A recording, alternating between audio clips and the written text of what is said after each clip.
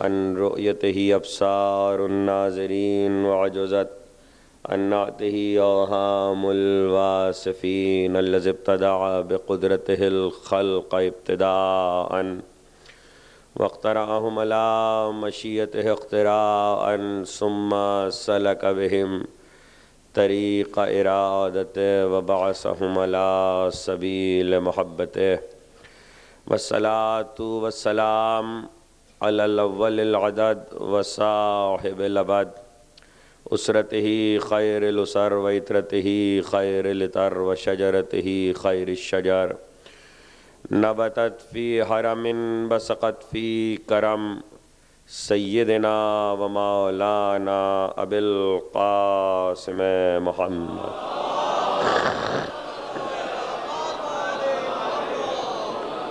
وأهل بيته الطيبين الطاهرين المعصومين المظلومين الذين ذهب الله عنهم الرجس وطهرهم تطهيرا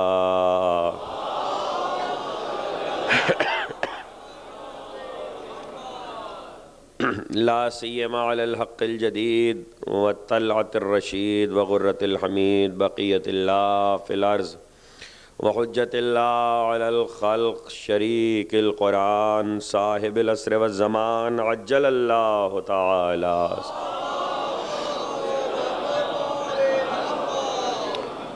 واللعنة الدائمة الباقية على أعدائهم ومنكر فضائلهم وغاصب حقوقهم أجمعين من يوم ظلمهم إلى يوم الدين أما بعد فقد قال الله سبحانه وتعالى في محكم كتابه الحكيم قل إن ربي يقذف بالحق علام الغيوب قل جاء الحق وما يبدئ الباطل وما يعيد صلوات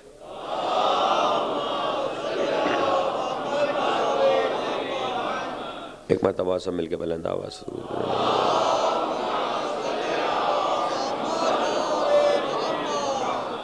امام بارگاہ حسینیہ زہرا میں آپ حضرات محرم الحرام 1428 ہجری کے عشرہ ثانی کے سلسلے کی 8ویں تقریر سماعت فرما رہے ہیں بعنوان احقاق حق اور ابطال باطل۔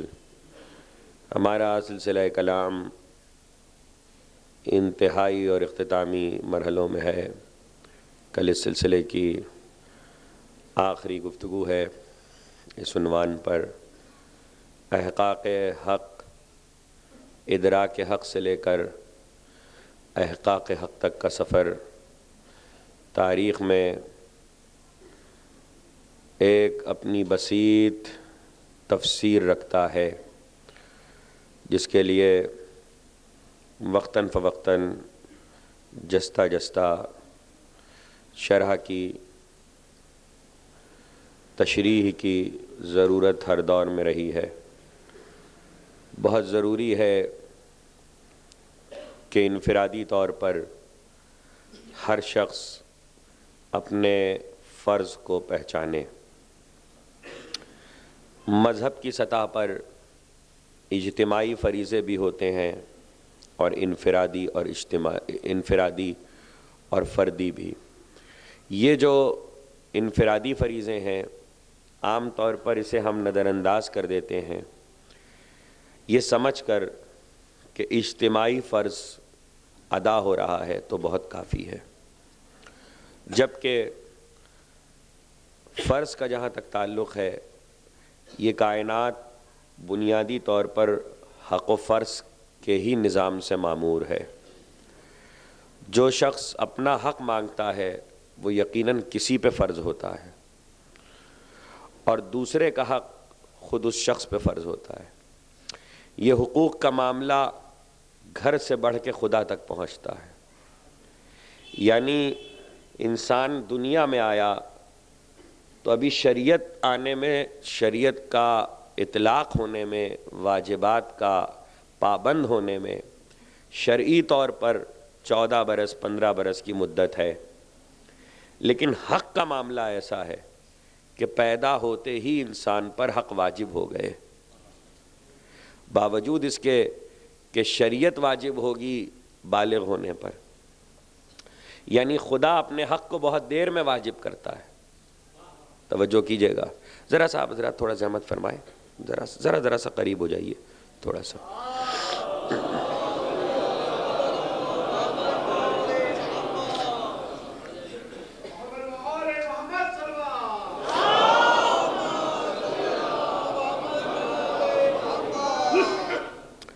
معلوم یہ ہوا کہ خدا اپنے حق کو بہت دیر میں واجب کرتا ہے, لیکن ہمیں نہیں ملتا کہ پیدا ہونے والے جس بچے پر, ٹھیک ہے ہوش سنبھالنے میں 2.5-3 برس لگیں گے, ہوش سنبھالتے ہی خدا کا حق نہیں واجب ہوتا.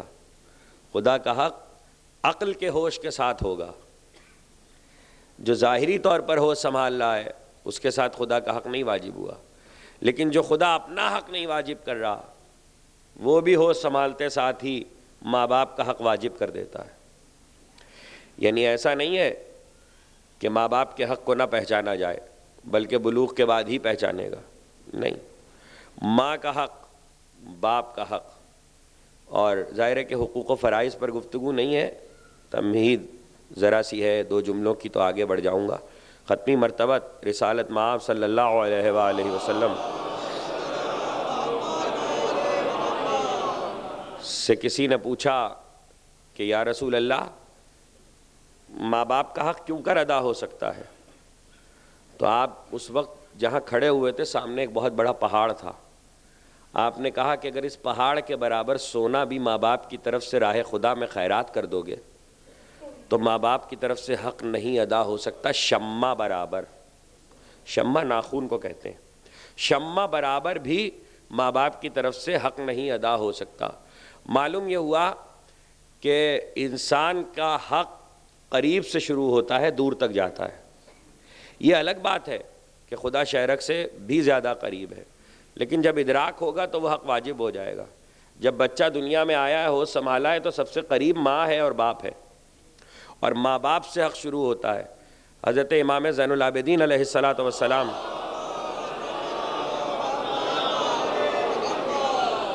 سے راوی نے پوچھا کہ میری ماں ضعیف ہے, بہت بوڑھی ہے, اپاہج ہے, میں اسے خود لقمہ کھلاتا ہوں نرم کر کے, سفر پہ کہیں جانا ہوتا ہے اسے ضرورت ہوتی ہے تو میں کندھوں پہ بٹھا کے لے جاتا ہوں, منہ دھلاتا ہوں, خدمت کرتا ہوں, کیا میں نے برسوں سے یہی کر رہا ہوں, برسوں سے وہ اپاہج ہے, کیا میں نے اپنی ماں کا حق ادا کر لیا؟ امام نے فرمایا وہ ایک رات کہ سردی کی ٹھٹرتی ہوئی رات میں جب اس نے تیرے آرام کے خیال سے تجھے سوکھے بستر پہ سلایا تھا اور خود تر بستر پہ سو گئی تھی, تو اس رات کا حق ادا نہیں کر سکتا ساری زندگی. یہ امام کا جملہ ہے. تو اس سے اندازہ ہوتا ہے کہ ماں باپ کا حق اللہ نے کہاں سے آغاز کیا ہے. جب انسان دیکھیں اسی لیے قریب کا حق پہلے رکھا, جو دیکھے ہوئے کا حق نہ ادا کرے وہ اندیکھے کا حق کیا ادا کرے گا؟ یعنی جن کا احسان, جن کی پرورش, جن کی عاطفیت سامنے موجود ہے, ماں ہو یا باپ, یہ الگ بات ہے کہ ماں کا حق 3 درجے باپ سے زیادہ ہے, لیکن ماں کا حق ہو یا باپ کا, جب انسان یہ حقوق حد ادا نہیں کر پاتا تو کیوں کر ادا کرے گا؟ اور پھر صرف یہی نہیں بلکہ آخری وقت ہے, ازبق ابن نباتہ کہتا کہ زخمی سر پہ پٹی بندھی ہوئی ہے, مصائب نہیں ہے, فضائل کا ایک پہلو ہے, زخمی سر پہ پٹی بندھی ہوئی ہے اور رمضان کی 20 تاریخ ہے, اور حسن مجتبیٰ نے آ کر کہا کہ اب سب چلے جائیں اور اب یہاں کوئی نہ رکے اس لیے کہ بابا کا حکم ہے کہ سب چلے جائیں. تو سب چلے گئے. دروازہ پہ جتنے لوگ کوفے والے بیٹھے ہوئے تھے, بھیڑ لگی ہوئی تھی, سینے خانہ میں تھے, پردہ کرا دیا گیا تھا, سب چلے گئے. ازبق نہیں گیا. تھوڑی دیر کے بعد حسن آئے تو کہا ازبق تو نے سنا نہیں کہ بابا نے کیا کہا؟ تو کہا کہ آقا بس بابا سے ایک بار میرے مولا سے اجازت دلوا دیجئے, ایک بار میں چہرہ دیکھ لوں تو پھر چلا جاؤں گا. تو کہتے ہیں کہ ازبق کہتا ہے کہ مولا گئے اور اجازت ملی اور میں داخل ہوا تو مجھے قریب بلا لیا اور قریب بلا کے اپنے پاس بٹھا لیا. جو لوگ کوفے گئے ہیں انہوں نے گھر دیکھا ہوگا جناب امیر کا, تو گھر کے درمیان میں وہ جگہ تھی جہاں زخمی علی کو لٹایا گیا تھا, تو اٹھ کے بیٹھتے تھے, تکیوں سے ٹیک لگا لیتے تھے. تو کہتے ہیں کہ جس وقت میں پہنچا تو مجھے قریب بلا لیا, غصے فاقہ تھا, اور دیکھیے گا کہتے ہیں ازبق کہ میرے ہاتھ میں، دائیں ہاتھ میں اپنے دائیں ہاتھ کی انگلیاں ایسے گاڑ دیں اور کہنے لگے ازبق اور قریب آ جا. ازبق اور قریب آ گیا. کہا ازبق گیا کیوں نہیں؟ کہ مولا آپ کی صورت دیکھنا چاہتا تھا، اور صرف صورت ہی نہیں دیکھنا چاہتا تھا، آپ سے کچھ حدیث بھی سننا چاہتا ہوں. تو کہا ازبق اچھا سن، جس طرح اس وقت تو میرے قریب بیٹھا ہوا ہے میرے آخری وقت، اس طرح میں اپنے بھائی رسول اللہ کے آخری وقت ان کے قریب بیٹھا ہوا تھا. توجہ کیجئے گا. کہتے ہیں کہ ازبق جیسے میں نے تیرے ہاتھ کی انگلیوں میں انگلیاں گاڑی ہوئی ہیں، ایسے ہی میرے رسول نے، میرے بھائی نے میرے ہاتھ کی انگلیوں میں انگلیاں گاڑی ہوئی تھی، اور کہتے تھے یا علی اور قریب آ جاؤ. اور 3 جملے اس وقت ارشاد فرمائے ہیں. میں صرف ایک جملہ عرض کر رہا ہوں، باقی کبھی تفصیل سے پڑھیں گے. بتوفیق الہی بتائی دے محمد و آل محمد. فرمایا ازبق اس وقت میرے بھائی، میرے رسول نے مجھ سے کہا یا علی، جو باپ کا آگ شدہ ہو اس پہ جنت حرام ہے، جس کو باپ نے آگ کیا ہو. تو یہی جملہ ازبق سے علی نے نقل کیا. تھوڑی دیر کے بعد 2 جملے اور بھی ہیں، ایک غلام کے سلسلے میں ہے، ایک اجیر کے سلسلے میں، جو مجھے اس وقت نہیں سنانے. کہا کہ اچھا جب 3 جملے سنا چکے تو غشی طاری ہو گئی. ازبق کہتا لیکن میں اٹھا نہیں، میں بیٹھا رہا. تھوڑی دیر کے بعد غصے فاقہ ہوا تو ہاتھ کو ہلایا. ازبق کیا حال ہے تیرا؟ کہا مولا میں بیٹھا ہوا ہوں. کہا آپ جائے گا نہیں؟ کہا مولا جو اتنی حدیث پر اکتفا کر لے اس پہ خدا کی لعنت. تو ایک بار زخمی علی کے لبوں پہ تبسم آ گیا. کہا ازبق یہی بات میں نے اپنے بھائی رسول سے کہی تھی. اور اس کے بعد انہوں نے جملہ کہا، توجہ کیجئے گا. اب وہ جملہ یاد رکھیے گا، جو اپنے باپ کا آگ شدہ ہو اس پر، اب دیکھیے میں سنا دوں ورنہ لوگ بات نہیں پہنچ پائے گی. جو اجیر کے حق کو نہ ادا کرے اس پہ جہنم واجب جنت حرام. جو باپ کا آگ شدہ ہو اس پہ جہنم واجب جنت حرام. جو اپنے آقا سے بھاگا ہو غلام اس پہ جہنم واجب جنت حرام. اب علی کہتے ہیں میں نے رسول سے کہا کہ جو اتنی حدیث پر اکتفا کرے اس پر خدا کی لعنت ہو. تو رسول مسکرائے کہ یا علی، توجہ کیجئے گا، یا علی حدیث من کنتو سے تم اس امت کے آقا ہو. توجہ کیجئے گا، حدیث من کنتو سے تم اس امت کے آقا ہو، آیہ مودت سے تم اس امت کے اجیر ہو. اور تیسری حدیث ارشاد فرمائی یا علی انا وانتا ابوا ہذہ الامہ، میں اور تم اس امت کے باپ ہیں.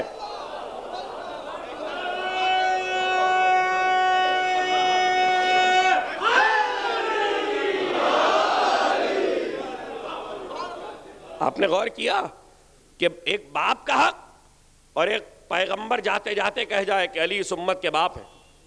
تو یہ حق اور حقوق و فرائض کی دنیا میں یہ جو گھر سے معاملہ شروع ہوتا ہے یہی بنیاد ہے.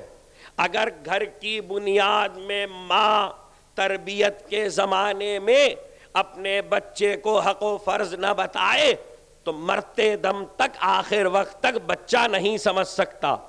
اسی لیے دیکھیے کل تقریر اس منزل پہ ختم کی تھی کہ قرآن مجید کہتا ہے بسم اللہ الرحمن الرحیم والعصر ان الانسان لفی خسر الا الذین آمنوا وعملوا الصالحات وتواصوا بالحق وتواصوا بالصبر. ساری انسانیت خسارے میں ہے، زمانے کی قسم، عصر کے وقت کی قسم، ساری انسانیت خسارے میں ہے. صرف وہ کہ جو ایمان لائے، جنہوں نے عمل صالح کیا. اس کے بعد کا ترجمہ تمام مترجمین نے یہ کیا ہے کہ جو حق اور صبر کی وصیت کریں. یہ غلط ہے ترجمہ، اس لیے کہ وصیت کی جاتی ہے مرتے وقت، وصیت انتقال کے وقت کی جاتی ہے. اور یہاں تواصو کا صیغہ آیا ہے، اور تواصو کے صیغے میں ہے کہ آپس میں ایک دوسرے کو حق کی تلقین کریں، نہ کہ وصیت کریں. آپس میں ایک دوسرے سے حق کہیں. معلوم یہ ہوا کہ قرآن مجید کے مطابق وہ لوگ خسارے میں نہیں ہیں جو ایمان و عمل صالح کے ساتھ ایک دوسرے سے حق کہتے ہوں. یہاں ایک دوسرے سے حق کہنا یہ بتا رہا ہے کہ جس سے کہا جا رہا ہے وہ بھی مومن ہے، جو کہہ رہا ہے وہ بھی مومن ہے. مومن ہونے کے باوجود ایک دوسرے کو حق سناتے رہو. ایمان رکھنے کے باوجود ایک دوسرے کو حق سناتے رہو تو اس کے کیا معنی ہے؟ پتہ کیسے چلے کہ ایمان رکھنے کے باوجود ایک دوسرے کو سنانے والا حق کون سا ہے؟ ایک دوسرے کو تلقین کرتے رہو حق کی اور صبر کی، کیسے معلوم ہو؟ بتایا، ائمہ کے قریب بیٹھنے والوں نے بتایا کہ وہ حق کون سا ہے۔ حضرت صادق آل محمد امام جعفر صادق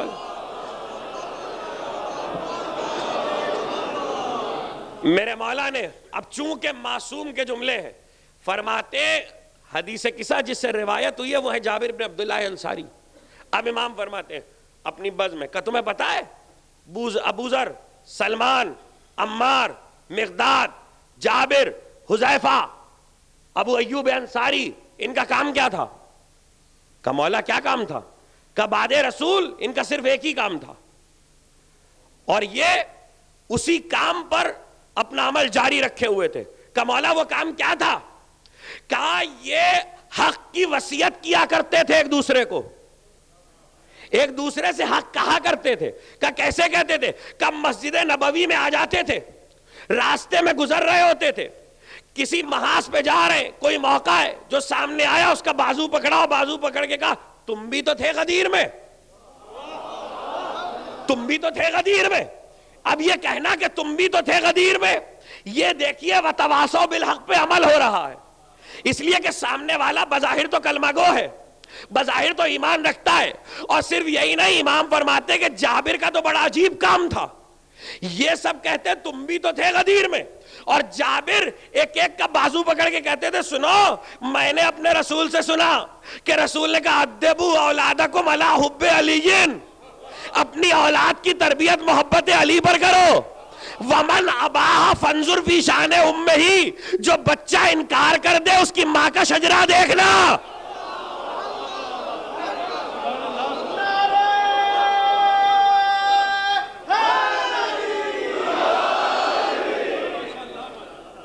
ادبوا اولادکم علی حب علی، اپنی اولاد کی تربیت محبت علی پر کرو۔ جو بچہ ومن اباہ فانظر فی شان امہ، جو بچہ انکار کر دے اس کی ماں کے شجرے کو دیکھنا، اس کی ماں کے حالات کو، نسب کو دیکھنا۔ یہاں پیغمبر نے لفظ کیا استعمال کیا؟ ادبوا اولادکم۔ اور حضرت صادق آل محمد امام جعفر صادق علیہ، امام نے ایک اور جملہ ارشاد فرمایا اس کے ساتھ ہی، اپنی بیٹیوں کی تربیت محبت علی پہ کرو۔ راوی نے کہا فرزند رسول، جب مجموعی طور پر حدیث میں لفظ اولاد آ گیا تو خاص بیٹیوں کے ذکر کی کیا ضرورت تھی؟ تو ارشاد فرمایا دیکھو اولاد کی تربیت محبت علی پر کرو، یہ ان کی تربیت کے لیے ہے۔ بیٹیوں کی تاکید اس لیے کی کہ تم نے بیٹے کو پالا تو ایک کو پالا، بیٹی کو پالا تو ایک نسل کو پالا، اس لیے کہ اس کی گود میں اولاد پروان چڑھے گی۔ اور رسول کی حدیث کا لفظ ہے ادبو ادبو ادبو، یعنی تربیت کرو محبت علی پر۔ پیغمبر نے بتایا کہ تربیت صرف محبت علی پر ہی ہوتی ہے، یعنی تربیت محبت علی کے بغیر نہیں ہو سکتی۔ اگر تربیت چاہتے ہو تو محبت علی ضروری ہے، محبت علی پر اولاد کو اٹھاؤ، اس لیے کہ محبت علی کا یہ حق ہے کہ اولاد اس پہ پروان چڑھائی جائے۔ پیغمبر نے، یہی تو حق ہے، اس لیے کہ وہ حق مطلقہ ہے، اللہ کے رسول نے اسی حق کو پہچنوایا۔ زمانے میں بہت سے حق پیغمبر نے واجب کروائے ہیں، جن میں سے ایک پیغمبر کی حدیث تو ایسی مشہور ہے کہ بچے کو یاد ہوگی، بار بار آپ نے مجلسوں میں سنی ہوگی، اور وہ یہ ہے کہ اللہ کے رسول نے کہا کہ میدان محشر میں قرآن آ کر شکایت کرے گا کہ پروردگار میں ان کے درمیان موجود تھا اور انہوں نے میری تلاوت نہیں کی، مجھ سے فیض نہیں اٹھایا، اس لیے کہ قرآن کے حق کو پورا نہیں کیا گیا۔ معلوم یہ ہوا جس کا حق پورا نہیں ہوگا وہ شکایت کرے گا۔ توجہ کیجئے گا، پیغمبر نے فرمایا علاقے کی مسجد شکایت کرے گی کہ میں موجود تھی اور کبھی آ کے نماز نہیں پڑھی، یعنی مسجد کا حق ادا نہیں ہوا۔ عالم شکایت کرے گا کہ میں تھا، مجھ سے دین نہیں پوچھا، یعنی عالم کا حق نہیں ادا ہوا۔ تو اب قرآن صامت کا حق نہ ادا ہو تو وہ شکایت کرے گا، دنیا کے عالم کا حق نہ ادا ہو تو وہ شکایت کرے گا، مسجد کا حق نہ ادا ہو تو وہ شکایت کرے گی۔ اور قرآن ناطق کا حق نہ ادا ہو تو وہ شکایت کر قرآن کاہے کے لیے بنایا گیا؟ توجہ کیجئے گا، قرآن کاہے کے لیے بنایا گیا؟ قرآن بنایا گیا تلاوت کے لیے، اس لیے کہ نبی سے کہا تلاوت کر کر کے بتاؤ، قرآن اترا ہدایت اور تلاوت کے لیے۔ تو جو قرآن سے ہدایت نہ لے اور تلاوت نہ کرے گویا اس نے قرآن کا حق نہیں ادا کیا۔ مسجد بنی نماز پڑھنے کے لیے، جو نماز پڑھنے نہ آئے، یعنی جو شے جس کام کے لیے قرار دی گئی ہے اس سے وہ کام نہ لیا جائے تو اس کا حق ادا نہیں ہوا۔ اسی طرح سے عالم دنیا میں پیدا کیے گئے کہ ان سے دین سیکھا جائے، لیکن انسان دین نہ سیکھے تو اس کا حق نہیں ادا ہوا۔ یعنی اللہ جس کو جس منصب پہ رکھ دے اس کے منصب سے استفادہ نہ کیا جائے تو وہ میدان محشر میں گلا کرے گا کہ میرا حق ادا نہیں ہوا۔ تو اب ایک بات کہہ دوں، علی کو اللہ نے مشکل کشا بنایا ہے۔ توجہ کیجئے گا، میرا جملہ سن لیجئے، علی کو اللہ نے مشکل کشا بنایا ہے۔ ہم سے یہ مت کہنا کہ یا علی کہنا بدعت ہے، میں کہتا ہوں اگر یا علی نہ کہا تو علی شکایت کریں گے۔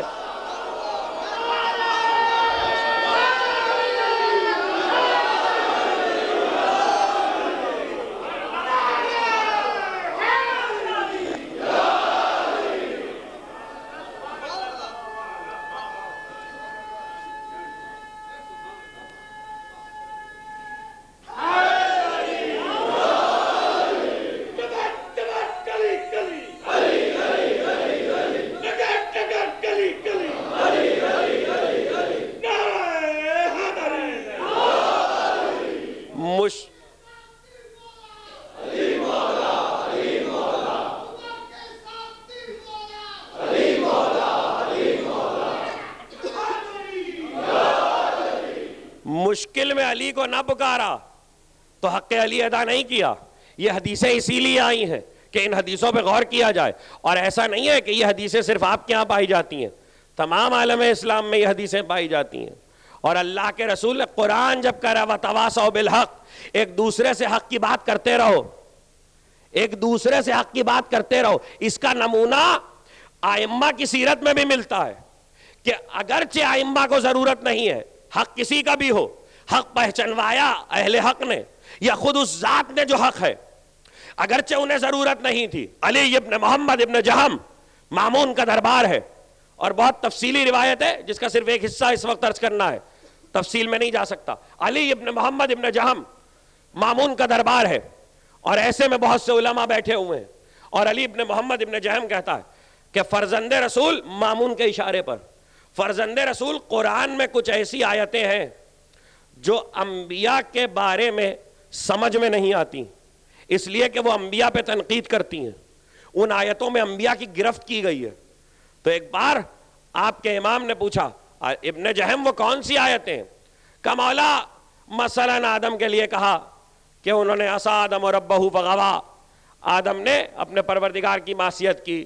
مثلا یونس کے لیے کہا وَالظَّنُّونِ الذَّهَبَ مُغَاضِبًا فَظَنَّ أَن لَّن نَّقْدِرَ عَلَيْهِ، کہ جب مچھلی والا غضبناک ہوا تو وہ نکلا اپنی قوم سے اور اس نے یہ گمان کیا کہ اللہ اس کا رزق کو تنگ کر دے گا۔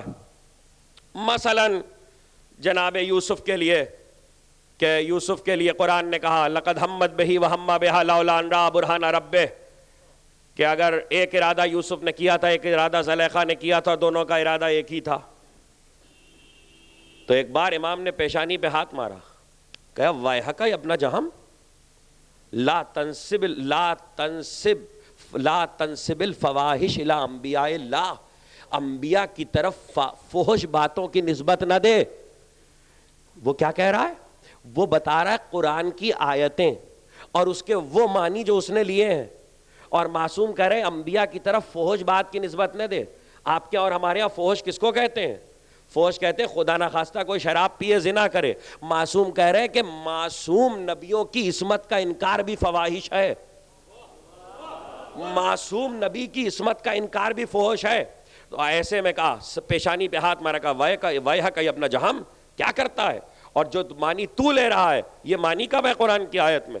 میں دو مثالیں عرض کر کے آگے بڑھ جاؤں اس لیے کہ مجھے بہت آگے جانا ہے۔ کہا مولا پھر کیا معنی ہے؟ یہاں قرآن کیا کہتا ہے؟ کہا تو کہہ رہا ہے وَالظَّنُّونِ الذَّهَبَ مُغَاضِبًا فَظَنَّ أَن لَّن نَّقْدِرَ عَلَيْهِ، جب مچھلی والا غضبناک ہو کے نکلا یعنی حضرت یونس، تو اس نے گمان کیا کہ اللہ اس کے رزق پر قادر نہیں ہے؟ کہ تو نے یہ کہاں سے معنی نکالے؟ لن نقدر علیہ، علیہ کی ضمیر رزق کی طرف پلٹ رہی ہے، اللہ اس کے رزق پر قدرت نہیں رکھتا۔ کہا تم سے کس نے کہا کہ قرآن میں نقدرہ کا لفظ رزق کے لیے آیا ہے، قدرت کے لیے آیا، اس معنی میں قدرت کے لیے آیا ہے؟ کہا آیا ہے، لیکن دوسری جگہ پہ آیت تو پڑھ، قرآن ہی قرآن کی تفسیر کر رہا ہے۔ کہ مولا وہ کون سی آیت ہے؟ کہ اذا مبتلاہ ربہ فقدر علیہ رزقہ، جب اللہ کسی کو بلا میں مبتلا کرتا ہے تو اس کا رزق تنگ کر دیتا ہے۔ وہاں قدرت کے معنی تو لے رہا ہے، یہاں آیت کہہ رہی ہے اللہ رزق تنگ کر دیتا ہے، یہاں قدرہ کا لفظ تنگ کے لیے آ رہا ہے، تو کہہ رہا ہے قدرت کے لیے آیا۔ کہ مولا پھر اس آیت میں کیا مطلب ہوا؟ کہ چونکہ اللہ جب کسی کو آزمائش میں ڈالتا ہے تو اس کا رزق تنگ کرتا ہے، تو جب یونس نکلے بستی سے تو یونس نے یقین رکھا کہ باوجود آزمائش کے خدا ان کا رزق تنگ نہیں کرے گا۔ کوئی ایسا انبیاء کا دفاع کرنے والا دیکھا؟ دوسری منزل پہ اس نے کہا مولا لقد ہمت بہی وہم بہا لولا ان رأى برہان ربہ، ایک ارادہ یوسف نے کیا، ایک ارادہ زلیخا نے کیا، تو اب ایسے موقع پر کیا یوسف و زلیخا کا ارادہ ایک ہی تھا؟ کیا بکتا ہے تجھے نہیں معلوم کہ زلیخا کا ارادہ کیا تھا؟ کہاں زلیخا کا ارادہ تو کھلا ہوا ہے۔ کہا تو یہ کیسے ہو سکتا ہے کہ جو ارادہ زلیخا نے کیا وہی ارادہ یوسف نے کیا؟ کہ قرآن کہہ رہا ہے کہ وہی ارادہ یوسف نے کیا، اگر وہ اپنے پروردگار کا برہان نہ دیکھ لیتے۔ کہ قرآن کہہ رہا ہے ایک ارادہ یوسف نے کیا، قرآن نے وہ ارادہ کب بتایا؟ کیا تو یوسف کے دل میں بیٹھا ہوا تھا؟ تو ایک بار ابن جہم کہتا ہے کہ فرزند رسول پھر یوسف کا ارادہ کیا تھا؟ کہ سن میں بتاتا ہوں تجھے، زلیخا نے ارادہ کیا کہ نبوت کو گمراہ کرے، اور نبوت کو گمراہ کرنا کفر ہے، ارتداد ہے، اور ارتداد کی سزا قتل ہے۔ توجہ کیجئے گا، ارتداد کی نبوت کو گمراہ کرنے کی سزا قتل ہے۔ جیسے ہی یوسف کو زلیخا نے ارادہ کیا نبوت کو گمراہ کرنے کا، یوسف نے طے کر لیا تھا کہ آج زلیخا کو قتل کر کے نکلیں گے۔ لولا ان رأى برہان ربہ، اگر اپنے پروردگار کا برہان نہ دیکھ لیتے تو یوسف زلیخا کو قتل کر دیتے۔ تو اس نے کہا وہ برہان کیا تھا؟ کہ دیوار پہ ایک تصویر دیکھی تھی۔ کہ وہ کیا تھی؟ کہ دیکھا علی دانتوں میں انگلی دبائے کھڑے ہیں، علی دانتوں میں انگلی دبائے کھڑے ہیں، یعنی قتل کے ارادے پہ عمل کر لیتے یوسف، لیکن قتل کے ارادے پہ عمل نہیں کیا۔ اللہ نے قتل سے بھی بچا لیا، اور اللہ نے زلیخا کے ارادے سے بھی بچا لیا۔ امام نے دو آیتوں کی مثال میں نے اس لیے دی ہے کہ میرا موضوع ہے حقائق، اور بھی گفتگو ہے، شاید کل ایک آدھ آیت کا ذکر اور آ جائے حضرت ابراہیم کے سلسلے میں۔ میں صرف یہ پوچھنا چاہ رہا ہوں کہ اس وقت دربار میں، بھرے ہوئے دربار میں، اس نے انبیاء کے سلسلے میں گفتگو کی تھی۔ مولا آپ کو یہ کہنا چاہیے تھا زمانہ گزر گیا، توجہ کیجئے گا، زمانہ گزر گیا، انبیاء بھی گئے، انبیاء کے مخالفین بھی گئے، نہ اب یوسف ہے، نہ زلیخا ہے، نہ یونس ہے، نہ آدم ہے، نہ ابراہیم ہے۔ قرآن کی آیتیں ہیں، تیری ہدایت کے لیے جو آیت آئی ہے اس سے مطلب رکھ۔ ان آیتوں میں کہاں پڑھ رہا ماضی کے قصوں میں، لیکن امام دفاع بھی کر رہے، معنی بھی بتا رہے ہیں، ماضی کے قصے سنا بھی رہے ہیں۔ مولا آپ کو کیا ضرورت ہے دفاع کرنے کی؟ تو فرزند رسول پلٹ کے گئے معاملہ احقاق حق کا ہے، اس لیے کہ انبیاء الحق من رب، خدا کی طرف سے آئے تھے، اور میں حق کا موجودہ وکیل ہوں۔ میں اس زمانے میں چونکہ عہد کا امام ہوں، اس لیے حق کا وکیل ہوں، اور حق کے وکیل کی ذمہ داری ہے کہ اپنے ماضی کا دفاع کرتا رہے۔ نبوت امامت کا ہی تو ماضی ہے، رسالت امامت کا ہی تو ماضی ہے، اس لیے میں دفاع کر رہا ہوں۔ تو حضور ہم سے کوئی نہ کہے کہ 1400 سال پہلے کے قصے نہ ولی رہے نہ دشمن رہے، آپ کب تک دفاع کیجئے گا؟ معاملہ حق کا ہے، جیسے امام رضا نے دفاع کیا ہم بھی دفاع کرتے رہیں گے۔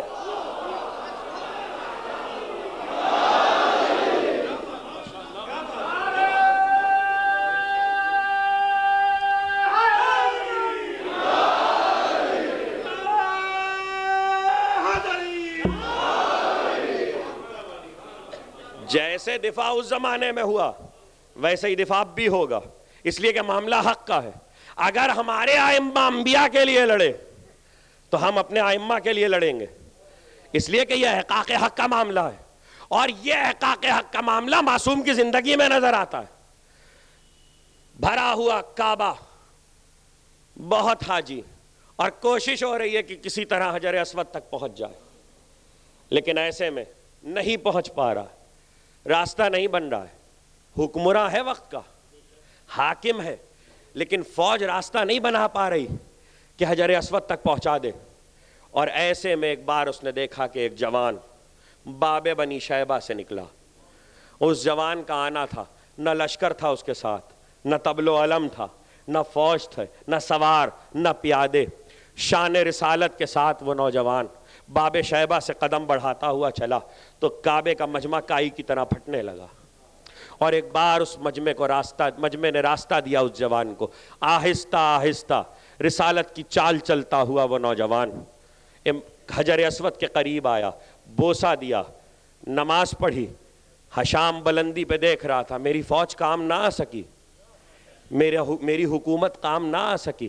ایک جملہ کہہ دوں، واقعہ تو آپ نے بہت سنا ہوگا، خدا تک رسائی کے لیے فوجیں کام نہیں آتی، خدا تک رسائی کے لیے حکومتیں کام نہیں آتی، خدا تک رسائی کے لیے رسالت کام آتی ہے، نبوت کام آتی ہے.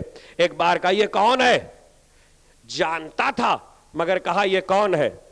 تو قریب ہی ایک شاعر موجود تھا، کل کی تقریر سے مسلسل ہو گیا. شاعر کا نام ہے فرزدق. کہا تو نہیں جانتا؟ ارے اس کے قدموں کی چاپ کو تو ہل و حرم پہچانتے ہیں، اس کے قدموں کی چاپ کو تو کعبہ پہچانتا ہے.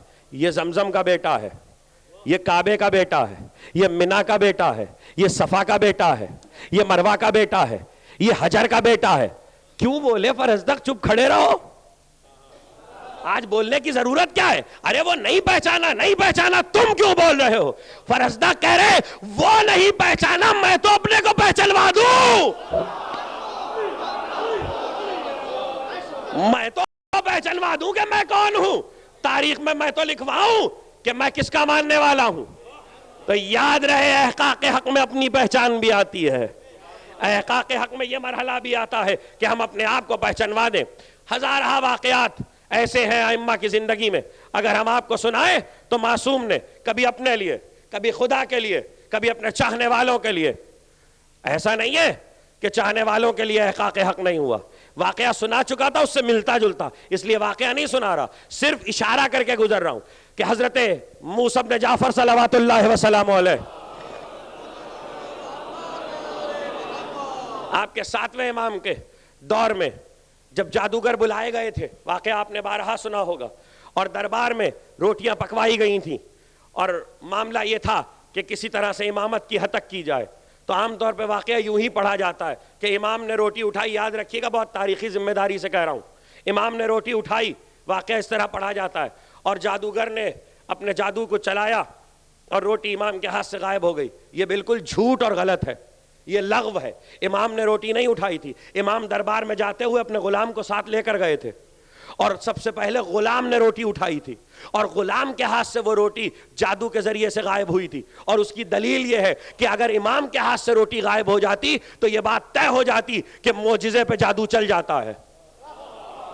امامت صاحب اعجاز ہوتی ہے، اور صاحب اعجاز پہ جادو نہیں چلا کرتا. جادو کا اثر کسی بھی صاحب معجزہ پہ نہیں ہوتا. یہی تو قرآن کہہ رہا یستنبئونک اہو حق. وہ پوچھتے ہیں حبیب تم سے، سوال کرتے ہیں کیا وہ حق ہے؟ کہہ دو قل ای وربی انہ لحق، کہہ دو کہ وہ حق ہے، میرے پروردگار کی قسم کہ وہ حق ہے. الحق من ربک، حق تیرے پروردگار کی طرف سے. 2 آیتیں مسلسل پڑھتا ہوا، ایک سورہ انفال کی آیت ہے اور ایک سورہ مائدہ کی آیت ہے. عزیزو بس یہ بتائیے گا حق میرے پروردگار کی طرف سے. اور وہ سوال کرتے ہیں کہ کیا وہ حق ہے؟ تو ذرا ان سے کہہ دو کہ میرے پروردگار کی قسم وہ حق ہے. اب ایک بات بتائیے، کیا پروردگار حق ہے؟ الحق من ربک، حق خدا کی طرف سے ہے، تو کیا خود خدا ہے؟ اس کے معنی جو حق ہے وہ اور ہے، جو خدا ہے وہ اور ہے. آیت خود یہ بتا رہی ہے حق اور ہے، خدا اور ہے، اور دونوں ایک نہیں ہو سکتے. کوئی حق ہے، کوئی خدا ہے. یہ الگ بات ہے کہ حق خدا کی طرف سے ہے، اور جو بھی خدا کی طرف سے ہے اس کو بتایا جا رہا ہے، اور وہ آ کے پوچھ رہے ہیں یستنبئون کا، کیا وہ حق ہے؟ اب یہ ہوا کی ضمیر کس کی طرف جا رہی ہے؟ وہ کون ہے؟ وما انتم بمعجزین، ہاں وہ حق ہے اور تم اسے عاجز نہیں کر سکتے، اس لیے کہ اسے ہم نے صاحب اعجاز بنایا ہے، تو تم اسے عاجز نہیں کر، جب عاجز نہیں کر سکتے تو اب تمہاری قدرت میں نہیں ہے کہ تم صاحب اعجاز سے ٹکرا جاؤ۔ یہ ایک موقع ہے سوال کا، اور دوسرا موقع ایک اور ہے کہ جہاں قرآن کہتا ہے کہ جب انہوں نے آواز دی پروردگار اذا قالوا اللہم ان کان ھذا ھو حق فامطر علینا حجارۃ من السماء، پروردگار اگر وہ، توجہ کیجئے گا، اب براہ راست نبی سے گفتگو نہیں ہے، یعنی آنے والے نبی سے نہیں کہہ رہے بلکہ ہاتھ اٹھا کے خدا سے کہہ رہے، خدا بندہ اگر وہ حق ہے، وہ، اب وہ کون ہے مجھے نہیں معلوم، اگر وہ حق ہے تو آسمان سے ہم پہ پتھروں کی بارش برسا دے۔ یہ قرآن کہہ رہا ہے کہ کچھ آنے والے نے کہا کہ اگر وہ حق ہے، اور قرآن کہہ رہا ہے کہہ دو اے حبیب کہ وہ حق ہے، تو جا کے تلاش کرو نا کہ کون آیا تھا جس نے کہا کہ یہ حق ہے، تو آسمان سے پتھروں کی بارش ہم پہ کر۔ پوری تاریخ اسلام میں کل ایک واقعہ ہے جب اللہ کا رسول غدیر کا خطبہ دے کے نکلا ہے، تو ایک آنے والا حارث ابن نعمان فہری آیا ہے، اور اس نے آ کر ایک بار پیغمبر سے کہا آپ نے نماز پڑھوائی، ہم نے مان لی، آپ نے روزہ رکھوایا، ہم نے مان لیا، آپ نے حج کروایا، ہم نے مان لیا، آپ نے زکوٰۃ دلوائی، ہم نے مان لی، اچھا اور اب آپ جاتے جاتے اپنے ابن ام کو مسلط کیے جا رہے، میں اپنی طرف سے تھوڑی کہہ رہا ہوں، اللہ کا حکم ہے، اگر آپ کی طرف سے ہے تو آپ پہ پتھر آئے، اگر میری طرف، اگر خدا کی طرف سے ہے تو مجھ پہ پتھر آئے۔ تو چونکہ کہا تھا، اللہ نے دعا رکھ دی قرآن میں، دیکھیے باطل کی دعا بھی قرآن میں موجود ہے اگرچہ بد دعا ہے، اور چونکہ براہ راست خدا سے مخاطب ہو کے کہا تھا، تو تمام تاریخ متفق ہے کہ جیسے ہی کہا ویسی پتھر آیا، سر پہ پڑا اور جسم کے پار ہو گیا، یعنی پتھر کا عذاب آیا۔ کہہ دو اے حبیب کہ یہ حق کو پوچھنے آیا ہے کہ اگر خدا کی طرف سے تو مجھ پہ پتھر آئے۔ غدیر میں مولایت علی کے انکار کے بعد جس نے سب سے پہلا انکار کیا ہے، پہلا، اس پر پتھر آیا۔ تاریخ میں 2 مرتبہ پتھر آئے ہیں، ایک مرتبہ کعبے کے دشمن پر، دوسری مرتبہ علی کے دشمن پر۔ اللہ نے بتایا جو حال مکان کے دشمن کا کروں گا وہی مکین کے دشمن کا۔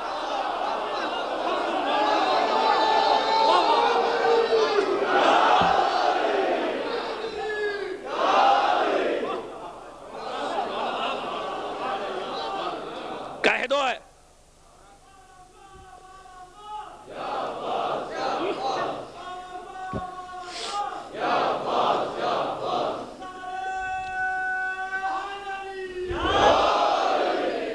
چونکہ میں اپنے موضوع کو اختتام کی طرف لے جا رہا ہوں، کل مجھے حق جدید پہ گفتگو کرنا ہے، اس لیے آج کی حد تک قرآن کی جن آیتوں کو پڑھتا رہا ہوں انہیں کامل کر رہا ہوں۔ کہہ دو اے حبیب کہ وہ حق ہے، اور جو حق سے انکار کرے گا اس پہ پتھر آئے گا۔ تو اب کسی بھی عہد میں پتھر آ رہے ہوں تو یہ خیال کر لینا چاہیے یا کعبے کا دشمن ہے یا علی کا دشمن ہے، یا مکان کا دشمن ہے یا مکین کا دشمن ہے۔ بعض جملے ہمارے ہوتے ہیں، لوگ حیران ہوتے کیوں کہہ دیا، سوچئے گا تو خود ہی وجہ معلوم ہو جائے گی کیوں کہہ دیا۔ جن پہ آئے ہوں گے انہیں پتا ہوگا کس پہ کب پتھر آیا۔ پتھر صرف آسمان سے نہیں آتے، زمین سے بھی ابلتے ہیں۔ تو اب ظاہر ہے موقع موقع کی بات ہے، کب زمین سے ابل رہے ہیں اور کب آسمان سے آ رہے ہیں۔ آنا، دیکھیے پتھروں کا آنا عذاب ہے، اور ظاہر ہے کہ قدرت کہہ رہی ہے کہہ دو اے حبیب کہ وہ حق ہے۔ تو اب یہ قرآن کی آیت ہے اور یہ پیغمبر کی حدیث ہے، جس کو عالم اسلام میں سب نے روایت کیا، اس لیے کہ یہ متفق علیہ حدیث ہے۔ الحق مع علی وعلی مع الحق، اللہم ادر الحق حیث ما دار علی۔ پروردگار حق علی کے ساتھ ہے، علی حق کے ساتھ ہے۔ خداوندہ حق کو ادھر ادھر موڑ دے جدھر جدھر علی جائے۔ اب یہاں پھر ایک مسئلہ آ گیا، دیکھیے ہو سکتا ہے کہ کسی ذہن میں تقریر کے بعد سوال پیدا ہو، دوران تقریر بھی سوال پیدا ہو سکتا ہے، میں پہلے ہی مسئلہ حل کر دوں۔ حق علی کے ساتھ ہے، علی حق کے ساتھ ہے، یہ جملہ نبی کا بتا رہا ہے کہ حق علی کے ساتھ ہے، علی حق کے ساتھ ہے۔ حق اور ہے، علی اور ہے۔ اب میں آپ کو مشکل میں لے آیا ہوں. پہلے تو میں نے کہا تھا کہ خدا اور ہے حق اور ہے, تو وہاں آپ بہت خوش تھے, لیکن اب مشکل میں آ گئے آپ بھی, اور میں بولنے میں بھی مشکل میں ہوں, اس لیے کہ حق اور ہے علی اور ہے. حق علی کے ساتھ ہے, علی حق کے ساتھ ہے, تو اس کے معنی حق اور ہے علی اور ہے. تو اب وہ حق تو تلاش کرو.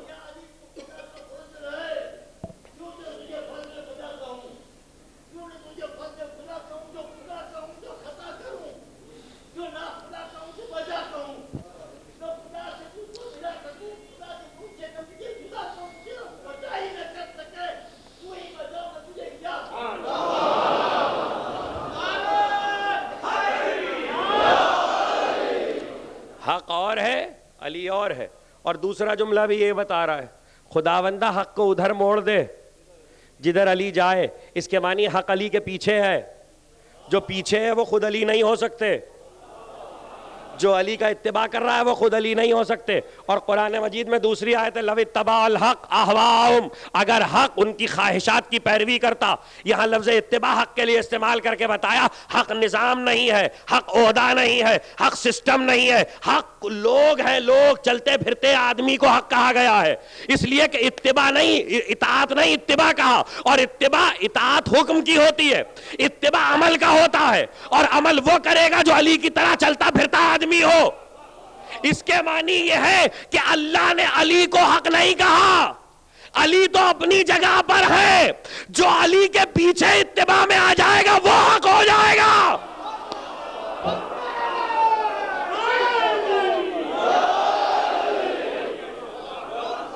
جو اتباع علی میں آ جائے گا وہ حق ہو جائے گا. اب سمجھ میں آیا کہ کیوں کچھ لوگ اہل حق کہلاتے ہیں, کیوں کسی کا دین مذہب حق کا کہلاتا ہے. اس لیے کہ یہاں مسئلہ اتباع کا, علی کے اتباع کا. علی تو اپنی جگہ پر ہے, دیکھیے علی کی حیثیت میں کوئی فرق نہیں آ سکتا. اگر کوئی اس کے معنی منصب بھی لے رہا ہے تو اس کے لیے بھی ہم مسئلہ حل کر دوں کہ اگر کوئی سمجھے کہ اس سے لوگ مراد نہیں ہے اور آپ کی دلیل کو ہم نہیں مانتے تو ٹھیک ہے, نہ مانیے تھوڑی دیر کے لیے, دوسرے معنی مجھے بتا دیجئے. حق اور ہے علی اور ہے, یہ تو ہو نہیں سکتا کہ حق ایک, جو حق ہو وہی علی ہو. حق علی کے اتباع میں جا رہا ہے, حق علی کے پیچھے جا رہا ہے. تو اب دوسری صورت یہ ہوگی کہ کوئی منصب ہے, کوئی عہدہ ہے. خدا کی قسم عہدہ اگر ہے تو ایک ہی عہدہ ہے, وہ عہدہ جو علی پر آ رہا ہے. اب اس میں دو باتیں ہیں, علی اپنے منصب سے بڑے ہوئے یا منصب علی سے بڑا ہوا. میں نے ایک نازک منزل پہ آپ کو لے آیا ہوں. دیکھیے علی کے پاس جو منصب ہے وہ ہے امامت, علی کے پاس جو منصب ہے وہ ہے حجت خدا, لیکن سب سے بڑا منصب ہے امامت. سوال یہ کہ امامت علی سے بڑی ہوئی ہے یا علی امامت سے بڑے ہوئے ہیں؟ یہ کیسے پتا چلے کہ منصب علی کے پیچھے ہے یا علی منصب کے پیچھے ہے؟ ابھی مثال میں عرض کر دوں, ایک آدمی صدر بنایا گیا, بن گیا. جب وہ آ کے صدارت کی کرسی پہ بیٹھا تو آپ سلام بھی کرنے لگے, پروٹوکول بھی ملنے لگا, پہرے بھی لگنے لگے. یہ احترام کس کا, صدر کا یا اس صاحب کا؟ کل کو اگر وہ عہدہ چھوڑ دے گا تو کوئی پوچھنے والا بھی نہیں ہوگا. اس کے معنی ہے کہ احترام عہدے کا ہوتا ہے, عہدہ بڑا ہوا کرتا ہے, لوگ عہدے سے بڑے ہوتے ہیں, جن کو عہدہ مل جاتا ہے وہ بڑے ہوتے ہیں. تو ایک بات تو طے ہو گئی کہ جب لوگ عہدے سے بڑے ہوتے ہیں تو اب کیا علی عہدے سے بڑے ہوئے ہیں؟ تو اب جیسے ہی آپ کہیں گے کیا علی عہدے سے بڑے ہوئے, میں دوسرا سوال آپ سے کروں گا, کیا رسول عہدے سے بڑے ہوئے ہیں؟ کیا رسالت کی وجہ سے رسول بڑے ہیں؟ یہ کیسے پتا چلے؟ کیا قرآن کی وجہ سے رسول بڑے ہو گئے؟ یعنی اب طے کرو کہ دونوں میں سے بڑا کون ہے, رسالت یا رسول؟ یعنی عبداللہ کا بیٹا یا رسالت, قرآن یا محمد ابن عبداللہ صلی اللہ علیہ وآلہ وسلم؟ تو اب جیسے ہی طے کر لو گے مسئلہ حل ہو جائے گا. پہلے رسالت پہ طے کرو, علی کے لیے خود بخود طے ہو جائے گا.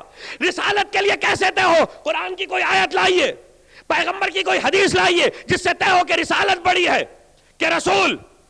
قرآن بڑا ہے کہ پیغمبر, خود ذات رسالت.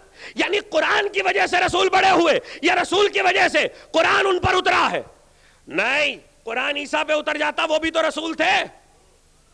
قرآن موسیٰ پہ اتر جاتا وہ بھی تو رسول تھے, قرآن ابراہیم پہ اتر جاتا وہ بھی تو رسول تھے. میں موضوع پر ہوں, لفظ حق پر. اِنَّا أَنزَلْنَا عَلَيْكَ الْكِتَابَ بِالْحَقِّ, اے حبیب یہ قرآن تیرا حق تھا. یا یہ معنی نہیں ہے کہ حق کے ساتھ اتارا, تیرا ہی حق تھا کہ قرآن تجھ پہ اترتا. یہ کہنے والے غلط فہمی میں ہے کہ اللہ مچھر سے بھی رسول کا کام لے سکتا ہے. اللہ لے سکتا ہے, مچھر میں اتنا ظرف نہیں ہے. رسالت کا ظرف جس میں ہو اس پہ رسالت اترتی ہے. یعنی اگر محمد پہ رسالت نہ بھی اترتی تب بھی وہ محمد رہتے, محمد پہ قرآن نہ بھی اترتا تب بھی وہ محمد رہتے. اور علی نائب محمد ہے, نیابت پیغمبر علی کو ملی ہے. اب جہاں جہاں تک نیابت جائے گی وہاں وہاں شخصیت بڑی ہوگی, عہدہ بڑا نہیں ہوگا. ورنہ اگر امامت ہی بڑا کرتی ہے تو ابراہیم کو بھی تو ملی تھی. انی جاہلوں کا للناس امامہ, امامت نے بڑا کیا تو ابراہیم کو بھی تو ملی تھی. نہیں, یہاں امامت بڑی ہو گئی علی کے پاس آ کر. مجھے معلوم ہے یہ ذرا دقیق مسئلے ہیں, اور یہ دقیق مسئلے بڑی مشکل سے سمجھ میں آتے ہیں کہ شخصیت کیا ہوا کرتی ہے. اسی کو واضح کیا سید الشہداء نے جب 27 کو خط آیا ہے اور مسجد نبوی میں کچھ لوگ بیٹھے ہوئے ہیں جو کہتے ہیں کہ عبادل خمسہ ہیں, بیٹھے ہوئے ہیں اور خط پیغام آیا ہے حاکم مدینہ کا, آپ کو بلایا ہے. سید الشہداء نے آیت پڑھی قرآن کی. لوگوں نے کہا کیا بات ہے؟ کہا وہ خط شام سے آیا ہے, حاکم مر گیا ہے, یزید تخت پہ بیٹھا ہے اور اب بیعت کا سوال ہوگا. یہ کہہ کے آپ اٹھ کے اپنے گھر میں آ گئے اور پیغام آ چکا تھا کہ ولید کے دربار میں, مجھے تاریخ کا قصہ نہیں سنانا, مجھے امام کے جملے سنانے. پیغام آ چکا تھا کہ ولید کے دربار میں آئیے. امام گھر گئے, کہا میرا ارادہ ہے, دربار میں بلایا گیا ہے, میں جا رہا ہوں. بہن نے کہا کہ آپ ساتھ لیتے جائیے سب کو ساتھ لے لیا, سب ساتھ ہے. جب دربار کے دروازے پہ پہنچے کہنے لگے رک جاؤ, اندر مت آنا جب تک میری آواز بلند نہ ہو, اور آپ اندر تشریف لے گئے. ولید نے کہا کہ خط آیا ہے اور خط میں یہ کہا گیا ہے کہ حسین سے بیعت لے لو ورنہ سر لے لو. تو کہا کہ اچھا تیرا کیا ارادہ ہے؟ اب یہاں سے بہت توجہ. حسین نے کہا اچھا تیرا کیا ارادہ ہے؟ کہا کہ دیکھیے بات یہ ہے کہ میں جانتا ہوں کہ آپ خاندان نبوت کا اہم رکن ہیں, آپ رسول کے فرزند ہیں, لیکن مجھ پر تعمیل حکم حاکم بھی لازم ہے. تو امام نے کہا اچھا تو یہ تو بھی نہیں چاہے گا کہ رات کے اندھیرے میں چھپتے چھپاتے فیصلہ ہو جائے, اور یہ میں بھی نہیں چاہوں گا کہ رات کے اندھیرے میں چھپتے چھپاتے فیصلہ ہو جائے. حسین نے اپنا قول دے کے بتا دیا کہ ہم رات کے اندھیرے میں چھپتے چھپاتے فیصلہ کرنے والے لوگ نہیں ہیں, ہمارے فیصلے دن کی روشنی میں ہوا کرتے ہیں. اس نے کہا ہاں یہ ٹھیک ہے. امام نے کہا اچھا تو کل کا سورج جب طلوع ہوگا تو تم بھی مسجد میں آ جانا, ہم بھی مسجد میں آ جائیں گے رسول کی, اور وہیں دیکھ لیں گے کہ کیا ہونا ہے. اس نے کہا ٹھیک ہے. یہ کہہ کے آپ پلٹے. مروان ابن حکم بیٹھا ہوا تھا, اس نے کہا کہ اگر آج حسین چلے گئے تو بغیر خوریزی کے ہاتھ نہیں آئیں گے. اب یہاں سے جو حسین کے جملے ہیں وہ مجھے سنانے ہیں احقاق حق کی منزل پر, اور اس کو میرے دوست محفوظ کر لیں. اگر حسین آج چلے گئے تو بغیر خوریزی کے ہاتھ نہیں آئیں گے. پلٹ چکے تھے سید الشہداء اور ایک بار واپس پلٹے اور کہہ رہے نیلی آنکھوں والی کے بیٹے, تیری اتنی ہمت کہ تو میرے سر کی بات کرے. بھائی یہ کہا تھا اور ابن حکم کو چپ لگ گئی. اس کے بعد نہیں بولا.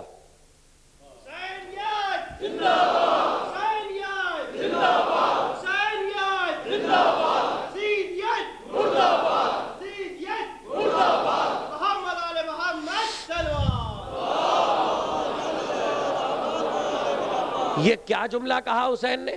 نیلی آنکھوں والی کے بیٹے تیری اتنی ہمت کہ تو میرے سر کی بات کرے. اس کے بعد بولا ہی نہیں, ایک جملہ نہیں کہا اس نے. ایسا سناٹا ہوا اور حسین اپنے جملے ایک ولید سے کہہ کر واپس آ گئے. مولا یہ آپ نے کیا اقدام کیا اس وقت؟ اس جملے میں راز کیا تھا؟ امام نے بتایا باطل کو پہچان لو, باطل وہ ہوتا ہے جس کی ماں کا نام بھرے مجمع میں نہ لیا جا سکے. کچھ کہہ رہا ہوں میں, میری بات کو محفوظ کر لیجئے گا. باطل وہ ہوتا ہے جس کی ماں کا نام بھرے مجمع میں نہ لیا جا سکے. اسی لیے علی نے اپنے آپ کو حق بتایا تھا کہ خیبر کے لشکر میں کہا تھا انا الذی سمتنی امی حیدرا, میری ماں نے میرا نام حیدر رکھا ہے. علی نے بتایا کسی میں جرأت ہے تو اپنی ماں کا ذکر کرے, بھرے مجمع میں اپنی ماں کا نام لے کے بتائے. سناٹا ہو گیا. حسین نے نسخہ بھی دے دیا, اس کے بعد نہیں بولا. اور اس کے بعد جو جملے سید الشہداء نے کیے, سنو ہم اہل بیت نبوت ہیں, ہم معدن رسالت ہیں, ہم شجرہ نبوت ہیں. اور ایک جملہ کہا, قیامت کا جملہ کہا ہے حسین نے, خدا کی قسم قربان جائیے فرزند زہرا کے, مثلی لا یبایع مثلہ, مجھ جیسا یزید جیسے کی بیعت نہیں کر سکتا. اس جملے کے لیے تو میں نے اشرا پڑھا ہے, مجھ جیسا یزید جیسے کی بیعت نہیں کر سکتا. حسین نے یہاں یہ نہیں کہا میں یزید کی بیعت نہیں کر سکتا. کچھ کہہ رہا, میں یزید کی بیعت نہیں کر سکتا, یہ نہیں کہا. حسین نے کہا مجھ جیسا یزید جیسے کی بیعت نہیں کر سکتا. حسین نے بتایا کہ نہ میں اکیلا ہوں نہ یزید اکیلا ہے. یزید کے ساتھ باطل کا تسلسل ہے, میرے ساتھ حق کا تسلسل ہے. اس لیے اب کربلا میں جو اب دیکھیے اس جملے کا فائدہ کیا ہے. کربلا میں جو فیصلہ ہوگا وہ حسین اور یزید کے درمیان نہیں ہوگا, وہ حق و باطل کے تسلسل کے درمیان ہوگا. حسین اپنا تسلسل پہچانوا رہے ہیں تو میرا تسلسل پہچان لو تو میں یزید کا تسلسل سمجھ میں آ جائے گا. کیسے پتا چلے کہ مجھ جیسا یا فرزند زہرا آپ نے کیا کہا, اب جیسا کون ہو سکتا ہے؟ کیا سمجھ لو میں کسی کا وارث ہوں اور کچھ وارث میرے آنے والے ہیں. جہاں تک یہ وراثت کا سلسلہ جائے گا مجھ جیسا رہے گا. یہ کیسے پتا چلتا کہ جیسا کے معنی کیا ہے؟ تو چھٹے امام نے زیارت میں آواز دی, السلام علیکہ یا وارث آدم صفوت اللہ, السلام علیکہ یا وارث نوح نبی اللہ. میں مسائب پہ نہیں آیا, ابھی فضائل پر ہوں. اے آدم کے وارث, اے نوح کے وارث, اے ابراہیم کے وارث, اے موسیٰ کے وارث. تو جو آدم کے مقابلے پہ تھا اسے پہچانو, جو نوح کے مقابلے پہ تھا اسے پہچانو, جو ابراہیم کے مقابلے پہ تھا اسے پہچانو, جو عیسیٰ اور موسیٰ کے مقابلے پہ تھا اسے پہچانو. اے محمد کے وارث جو میرے نانا کے مقابلے پہ تھا اسے پہچانو. اے علی کے وارث جو علی کے مقابلے پہ تھا اسے پہچانو. تو اگر میں تسلسل ہوں آدم سے لے کے آج تک تو یزید بھی تسلسل ہے. اب سوال یہ ہے کہ یہاں ایک بہت نازک مسئلہ لوگ اٹھا دیتے ہیں کہ حضور ہاں یزید کی بیعت حسین نے نہیں کی. تاریخ نے لکھا, میں کیا کروں, یزید بہت فاجر تھا. ابھی گفتگو ہو رہی تھی مجلس سے پہلے, یزید بہت فاجر تھا, فاسق تھا, شرابی تھا, زناکار تھا, بدکار تھا, جواری تھا, سب کچھ تھا. تاریخ نے لکھا اس لیے حسین نے بیعت نہیں کی. اگر حسین نے اس لیے بیعت نہیں کی تھی تو یہاں کہتے کہ میں فاسق کی بیعت نہیں کرتا, میں فاجر کی بیعت نہیں کرتا, میں بدکار کی بیعت نہیں کرتا. حسین نے یہ نہیں کہا. حسین نے کہا مجھ جیسا یزید جیسے کی بیعت نہیں کر سکتا. اس کے معنی یہ ہے کہ یزید جو تسلسل ہے اسے پہچانو, تصویر کو الٹ دیجئے, بات سمجھ میں آ جائے گی. اگر یزید متقی ہوتا, اگر یزید پرہیزگار ہوتا, اگر یزید نمازی ہوتا, اگر یزید روزے دار ہوتا, اگر یزید حاجی ہوتا, اگر یزید مجاہد ہوتا, اس کے بعد حسین سے بیعت مانگتا تو کیا حسین بیعت کر لیتے؟ کیوں؟ اگر فسق کی وجہ سے نہیں کی تھی تو اس وقت کر لینی چاہیے تھی. معلوم یہ ہوا کہ بیعت کا تعلق یزید کے کردار سے نہیں ہے, اس کی نسل سے ہے. کچھ کہہ رہا ہوں, بیعت کا تعلق یزید کے اعمال سے نہیں ہے, اس کے خون سے ہے. اور ایک خون دوسرے خون کی بیعت نہیں کر سکتا. یہ مسئلہ خون کا ہے. طاہر خون نجس خون کی بیعت نہیں کر سکتا. اب پتا چلا کہ کسی صورت میں حسین بھائی, اور یہ تو معاملہ ایسا ہے, الفضل ما شہدت بہلادا, فضیلت تو وہ ہے جس پہ دشمن گواہی دے. کیسے پتا چلا؟ تاریخ کامل ابن اسیر, شاید تقریر اپنی آخری مرحلوں سے قریب ہو رہی ہو, تاریخ کامل ابن اسیر, 9 محرم آفتاب ڈوب چکا ہے, عاشور کی شب ہے, آخری خط ابن زیاد کا پہنچا ہے, آخری خط کس کے پاس؟ پسر سعد کے پاس. جو لوگ کربلا گئے ہیں ان کو یہ بات معلوم ہے, مجھے نہیں معلوم اس لیے کہ میں بہت مدت سے نہیں جا سکا ہوں. تو جب میں گیا تھا اس وقت وہ جگہ موجود تھی.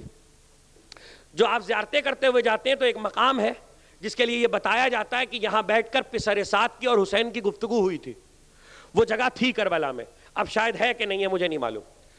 تو پسر سعد کی اور حسین کی جو گفتگو ہوئی تھی اس جگہ پر بیٹھ کر اس گفتگو کی خبر ابن زیاد کو پہنچ گئی تھی, اور ابن زیاد نے خط لکھا تھا اور خط بھیجا تھا شمر کے ہاتھ, اور کہا تھا کہ دیکھو اے پسر سعد, مجھے خبر مل رہی ہے کہ تم حسین سے مذاکرات کر رہے ہو اور صلح کی کوشش کر رہے ہو. اگر تمہارا حسین سے صلح کا ارادہ ہے تو میں تمہیں لشکر کی عمارت سے معزول کرتا ہوں اور میں شمر کو سالار مقرر کرتا ہوں, وہ یا بیعت لے یا سر لے. یہ خط آیا ہے, آخری خط ہے, اس کے بعد کوئی خط نہیں آیا. یہ ابن زیاد کا آخری خط ہے, اور یہ تاریخ کربلا کا عجیب و غریب خط ہے, اور اس کا جواب جو کچھ ابن سعد نے کہا ہے وہ عجیب و غریب ہے. تاریخ کامل ابن عزیر لکھتا ہے کہ ابن سعد نے, پسر سعد نے وہ خط پڑھا, توجہ کیجئے گا, اور اب یہ جملہ ہی ہے بس بہت کام کا. وہ خط پڑھا اور خط کو بہت غور سے پڑھتا ہے اور پڑھ کے کہتا ہے, اللہ فضیلت وہ جس پہ دشمن گواہی دے, قتل کرنے آیا ہے, پانی بند کیا ہوا ہے, نرغہ کیا ہوا ہے, اور جملہ سنیے, حسین کے پہلو میں علی کا دل ہے, وہ کبھی یزید کی بیعت نہیں کریں گے.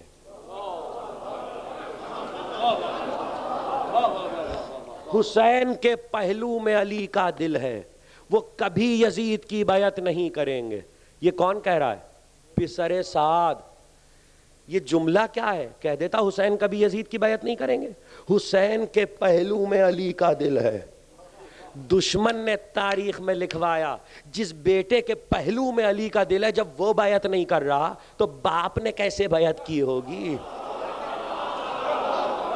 تاریخ کے جھوٹ کو سمجھ لینا کہ تاریخ کہاں جھوٹ بول رہی ہے جب حسین بیعت نہیں کر سکتے, اس لیے کہ بیعت نفس کا سودا ہے. تقریر ختم ہو رہی ہے. بیعت نفس کا سودا ہے, اور نفس کا سودا ایک کے ہاتھ ہوتا ہے. ہائے ہائے ہائے ہائے ہائے, نفس کا سودا ایک کے ہاتھ ہوتا ہے. قیس زنگی پوری, انہوں نے شاعری کی زبان میں کہا ہے, شعر سن لیجئے. قیس زنگی پوری, زنگی پور کے بہت بڑے شاعر, عجیب شعر کہا, ایک ہی دل ہے تو بیچ ایک خریدار کے ہاتھ. ایک ہی دل ہے تو بیچ ایک خریدار کے ہاتھ, ٹکڑے ہو جائے گا ورنہ جو بکا چار کے ہاتھ. یہ نفس کا سودا ہے, یہ قلب کا سودا ہے, یہ نہیں بک سکتا, یہ ایک سے زیادہ کو نہیں جا سکتا. اس لیے جب ایک کو شب ہجرت جا چکا تو اب نفس علی کسی اور کو نہیں جائے گا. بیعت تو سودا ہے, اسی لیے ہمارے یہاں غیر معصوم کی بیعت حرام ہے.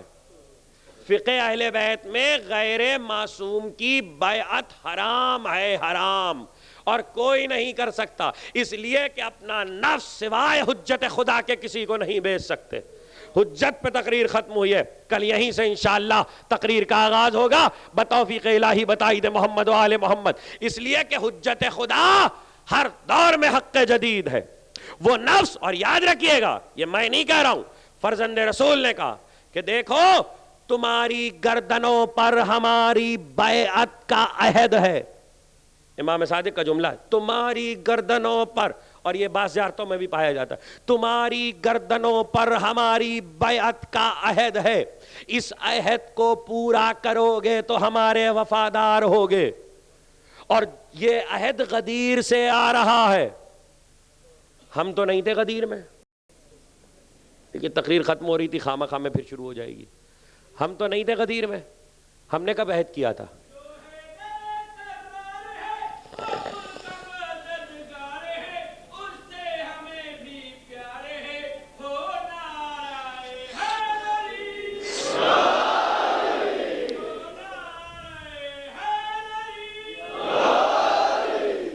پیدا ہونے کے بعد کسی مومن نے اپنے وقت کے امام سے عہد کیا ہو تو کیا ہو, ہم تو غدیر میں نہیں تھے.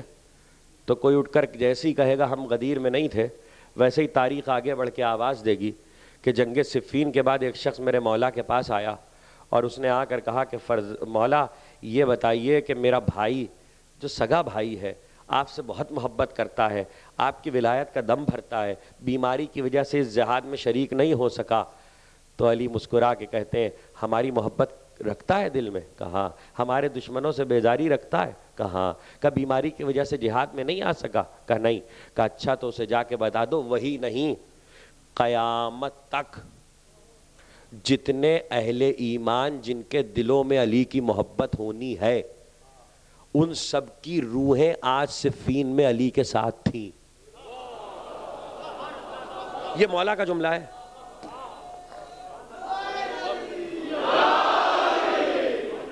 اب آپ 5 دقیقے مجھے دے دیجئے، صلوات بھیجئے محمد و آل محمد۔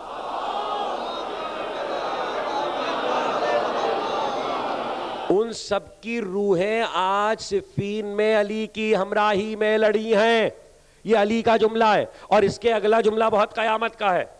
کہا سنو جا کر کہہ دینا کہ جو قیامت تک میرے دشمنوں میں ہونے والا ہے اور ابھی صلبوں میں اور رحموں میں اور عالم ارواح میں ہے، ان سب کی روحیں آج شام کے لشکر میں علی کی مخالفت میں لڑی ہیں۔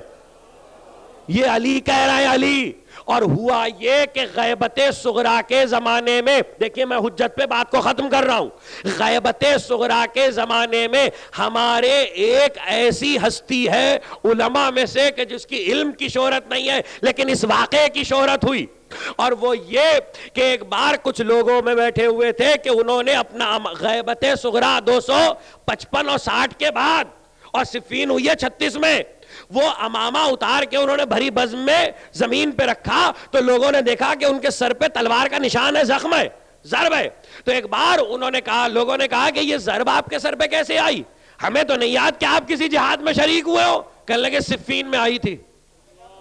توجہ کیجئے گا، کہا صفین میں آئی تھی۔ کہنے لگے آپ ہوش میں تو ہیں، آپ کی عمر ابھی 40 برس ہے اور صفین ہوئی ہے 36 ہجری میں، اور یہ 255 کے بعد کا واقعہ ہے، صفین میں کیسے آئی تھی؟ کہا پہلے پوری بات تو سن لو، توجہ، اور شاید یہ روایت تحفہ ہو آپ کے لیے، سارے اہل ایمان کے لیے۔ کہا ایک دن میں ایک ایسے شخص کے ساتھ کہ جو میرے مولا کی ولایت کا قائل نہیں تھا، گفتگو کرتا ہوا صحرا کا راستہ طے کر رہا تھا اور ایک دوسرے قریے کی طرف جا رہے تھے۔ راستے میں ہماری گفتگو جنگ صفین اور علی کی محبت اور معاملات پہ نکل آئی۔ ہوتے ہوتے بات اس حد تک پہنچی کہ اس نے اپنے دل کی خباثت کو ظاہر کر دیا۔ تو نے کہا وہ کیا؟ کہا اس نے کہا کہ اگر میں صفین میں ہوتا تو میں علی کے خلاف لڑتا۔ کہ جب اس نے یہ کہا تو میں نے کہا اگر میں صفین میں ہوتا تو میں علی کی حمایت میں تیرے خلاف لڑتا۔ تو ایسے میں تکرار بڑھی۔ جب تکرار بڑھی تو میں نے کہا دیکھو بھائی، اس وقت نہ علی ہے، نہ شام کا لشکر ہے، نہ حاکم شام ہے، نہ صفین کا میدان ہے، لیکن میں بھی ہوں اور تو بھی ہے۔ کہا پھر؟ کہا آ جا یہیں پہ صفین کیے لیتے ہیں۔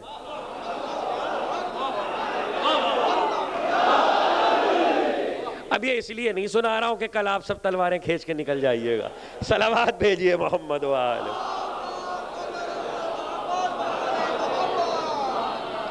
یہ واقعہ صرف اس لیے سنا رہا ہوں کہ اس کو تائید حضرت حجت حاصل ہے، ورنہ تلوار کھینچنے کے لیے جب تک تائید حضرت حجت نہ ہو کوئی تلوار نہیں کھینچ سکتا غیبت امام میں۔ کہا کہ اسی لیے ہمارے یہاں معصوم کے اذن کے بغیر جہاد حرام ہے۔ کہا کہ آ یہیں صفین کیے لیتے ہیں۔ کہا ہم نے تلواریں کھینچی اور دو بدو لڑائی شروع ہوئی، بہت دیر تک میں اس پہ وار کرتا رہا، وہ مجھ پہ وار کرتا رہا، یہاں تک کہ وار کے رد و بدل میں اس کی ضرب آ کے میرے سر پہ لگی۔ سر پہ ضرب لگنا تھا کہ میں غش کھا کے گرا۔ اس کے بعد مجھے نہیں معلوم کہ کیا ہوا۔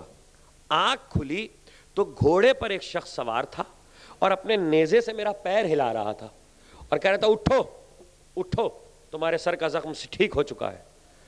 کہہ رہا میں نے جو آنکھ کھولی تو میں نے دیکھا کہ وہ چہرہ میرے لیے اجنبی تھا، لیکن اتنا نور تھا چہرے پر کہ دل چاہ رہا تھا دیکھے جاؤ۔ دیکھے جاؤ اس صورت کی طرف. کہا میں نے سراپے کو دیکھا, ان کے رہوار کو دیکھا, اور اچانک میری نگاہ جو ان کے ہاتھ پہ گئی تو ان کے ایک ہاتھ میں تلوار تھی جس سے تازہ لہو کی بوندیں ٹپک رہی تھیں, اور دوسرے ہاتھ میں اس کا سر تھا جس سے میں لڑ رہا تھا, جس سے میں لڑ رہا تھا. کہا کہ یہ میں حیران ہو کے گھبرا کے اٹھ گیا. میں نے کہا آپ کون ہیں؟ کہا جس کی نصرت میں تو لڑا تھا, جس کی نصرت میں تو لڑا تھا اس کا بیٹا ہوں, میں تیرے زمانے کا امام ہوں. کہا اس کو آپ نے قتل کیا؟ کہا ہاں, جا کے ہمارے چاہنے والوں کو پیغام دے دے, جو حق کی نصرت کا ارادہ کر لیتا ہے ہم خود اس کی نصرت کے لیے آتے ہیں. یہ ہے نصرت حق. اور پھر چلتے چلتے کہا کہ دیکھو آج کے بعد اگر کوئی تم سے پوچھے کہ یہ سر کا زخم تمہیں کب آیا تھا تو بلا تأمل کہہ دینا کہ صفین میں آیا تھا. یہ حضرت حجت کا بیان تھا, اور اس واقعے کو ہمارے علماء نے لکھا ہے کہ بلا تأمل کہہ دینا کہ یہ سر کا زخم صفین میں آیا تھا. تو حضور اگر ہم صفین میں تھے تو غدیر میں بھی تھے نا. تقریر یہاں سے تو مڑی تھی, ہم غدیر میں بھی تھے, ہم نے من کنتو بھی سنا تھا اور بخن بخن بھی سنا تھا, ہمارے کانوں میں ابھی آوازیں موجود ہیں. اور ہم نے اور یاد رہے موضوع کامل ہونے جا رہا ہے, جو بات رہ گئی وہ کل کامل ہو جائے گی چونکہ موضوع کی آخری مرحلے. اس لیے عرض کر دوں کہ جب من کنتوں کی حدیث ارشاد فرما چکے تو پیغمبر نے حکم دیا 3 خیمے لگائے جائیں, ایک سفید رنگ کا, ایک سبز رنگ کا, ایک سرخ رنگ کا. مولا کا جملہ یاد ہے نا کہ تسلسل ہے حق کا. ایک سفید رنگ کا, ایک سبز رنگ کا, ایک سرخ رنگ کا, اور کہا یا علی سفید خیمے میں تم بیٹھو, یا اے حسن سبز خیمے میں تم بیٹھو, اے حسین سرخ خیمے میں تم بیٹھو. اور اس کے بعد ساری امت سے کہا پہلے علی کی بیعت کرو, پھر حسن کی بیعت کرو, پھر حسین کی بیعت کرو. غدیر میں صرف علی کی بیعت نہیں لی گئی, حسین تک کی بیعت لے لی گئی, اس لیے کہ حق و باطل کا آخری مارکا کربلا تھا, اور رسول جانتے تھے کہ ابھی کے کچھ لوگ زندہ رہیں گے. تو حسین کی بیعت کیے ہوئے لوگ تھے جو بعد میں موجود تھے. یہ تھا وہ معاملہ جسے حسین نے کہا مجھ جیسا یزید جیسے کی بیعت نہیں کر سکتا, اور یہ بیعتوں کا تسلسل ہے. یہی امام نے کہا ہماری بیعت تمہاری گردنوں پہ وہ عہد ہے جسے پورا کرنا ہے تو زیارتوں سے پورا کرو. راوی نے کہا زیارتوں سے؟ کہا ہاں ہمارے روزوں تک آؤ تاکہ تمہارے گردنوں پہ جو عہد ہے وہ پورا ہو سکے. یاد رہے یہ زیارتیں اس لیے نہیں ہوتی کہ ہم صرف مانگنے جا رہے ہیں, سوال کرنے جا رہے ہیں, مشکل کے حل کے لیے جا رہے ہیں, سلام کرنے جا رہے ہیں. نہیں, جو بیعت کا عہد ہماری گردنوں پر ہے اس عہد کو پورا کرنے جا رہے ہیں. کہا مولا اگر نہ پہنچ سکے, کہا نہ پہنچ سکو تو اپنے گھر کی چھت پہ بلند ہو جاؤ, زیر آسمان جہاں کھڑے ہو وہیں سے انگلی اٹھا کر ہمارے روزوں کا قص کر کے آواز دے لو, ہم تمہارا عہد پورا ہو جائے گا. اگر حالات تمہیں راستے میں روک لے تو جہاں ہو وہیں سے ہمیں سلام کر لو, تمہارا عہد پورا ہو جائے گا. اللہ اللہ, اب سمجھ میں آیا کہ بار بار رک رک کر بیٹی نے کیوں آواز دی السلام علیکہ یا جدہ, السلام علیکہ یا رسول اللہ. علی کی بیٹی, رسول کی نواسی, رک رک کر راستے میں ٹھہر ٹھہر کر آواز دے السلام علیکہ یا جدہ. یہ حیات رسول کا اعلان ہو رہا ہے, یہ حیات پیغمبر کا اعلان ہو رہا ہے. عزیزو مرحلوں پر ہے کہ قافلہ کوفے پہنچ چکا ہے. وہ کوفہ جو کل علی کی بیٹی کا شہر تھا, وہ کوفہ جہاں بہت احترام کے ساتھ علی کے دور میں زینب کی سواری آئی تھی, وہ کوفہ جہاں علی کی شہادت کے بعد حسن مشتبہ اور حسین بہت احترام کے ساتھ زینب کو مدینے لے گئے تھے. پتہ ہے آپ کو, جب مدینے میں کبھی زینب کہتی تھیں کہ مجھ سے کہا گیا 2-4 جملے سن لیجئے, جب مدینے میں کبھی زینب کہتی تھیں کہ بابا میں اپنی ماں کی قبر کی زیارت کے لیے جانا چاہتی ہوں, تو کہتے تھے علی زینب ذرا آفتاب غروب ہو جائے, ذرا دن ڈھل جائے, ذرا رات کی تاریکی گہری ہو جائے. لاکھوں سلام اس علی کی بیٹی پر. اور جب آفتاب غروب ہو جاتا تھا تو منادی پورے مدینے میں ندا کرتا تھا, کوئی بھی دکاندار دکان کھول کے نہ بیٹھے، اور ایسے میں کوئی بچہ کوٹھے پہ نظر نہ آئے، چھتوں پہ نظر نہ آئے، قناتیں لگا دی جاتی تھیں، بنی ہاشم کے جوان تلواریں کھینچے ہوئے، بنی ہاشم کے جوانوں کے پہرے میں محمل میں عماری میں علی کی بیٹی کی سواری چلتی، اور ایسے میں اگر کسی دکان پہ چراغ جل رہا ہوتا تو جلدی سے وہ شخص چراغ گل کر دیتا کہ فاطمہ کی بیٹی کی سواری آ رہی ہے، کہیں پرچھائی بھی نہ پڑ جائے۔ اللہ اللہ، جس کی سواری باپ کی زندگی میں اس احترام سے جاتی ہو، وہ بیٹی آج بے مقنع چادر کوفے میں آئی ہے، سر پہ ردا نہیں ہے، ہاتھ پشت گردن سے بندھے ہوئے ہیں، کہتے ہیں نہ محمل ہے نہ عماری ہے، اور آگے آگے آپ کا چوتھا امام ساربانوں کی طرح ناقے کی مہار تھامے ہوئے کوفے میں قافلہ داخل ہوا۔ آخری مجلس سے 2-4 جملے سن لو، کل مجھے کچھ اور پڑھنا ہے۔ مقتل کہتا ہے کہ ایک بار جب قافلہ داخل ہوا تو اسی موقع پر کسی نے میرے امام سے آ کر پوچھ لیا، ابھی کچھ دن کی بات ہے کہ یہاں مسلم کو بھی گرفتار کر کے لایا گیا تھا، لیکن جب وہ دربار میں لائے گئے تھے تو آنکھوں میں آنکھیں ڈال کے بات کرتے تھے، کسی کو جھڑک دیا، کسی کو ڈپٹ دیا، کسی کو ڈانٹ دیا، لیکن آپ آئے ہیں تو نگاہیں جھکی ہوئی ہے، کمر خم ہے۔ تو ایک بار کہا، دیکھنے والے تو نے یہ تو دیکھا لیکن یہ نہیں دیکھا کہ میرا چچا اکیلا آیا تھا، میرے ساتھ فاطمہ کی بیٹیاں، رسول کی نواز۔ خدا آپ کی آوازوں پر اپنی رحمت نازل کرے۔ علی کی 7 بیٹیاں، بروایت 9 بیٹیاں کربلا کے واقعے میں موجود ہیں۔ عزیزوں، مقتل کہتا ہے کہ یہ بیٹیاں اسیر ہوئی ہیں، انہی بیٹیوں میں ایک بیٹی رقیہ بھی ہے جو مسلم کی زوجہ ہے۔ اللہ نے رقیہ کو 4 بیٹے دیے تھے، 2 بیٹوں کو لے کے کربلا آئی تھی اور 2 بیٹوں کو باپ کے پاس چھوڑ دیا تھا، باپ لے گئے تھے۔ جب حسین پر 2 بیٹوں کو قربان کیا تو مامتا کو یہ اطمینان تھا کہ کوفے پہنچ کے 2 بیٹوں سے ملاقات ہو جائے گی۔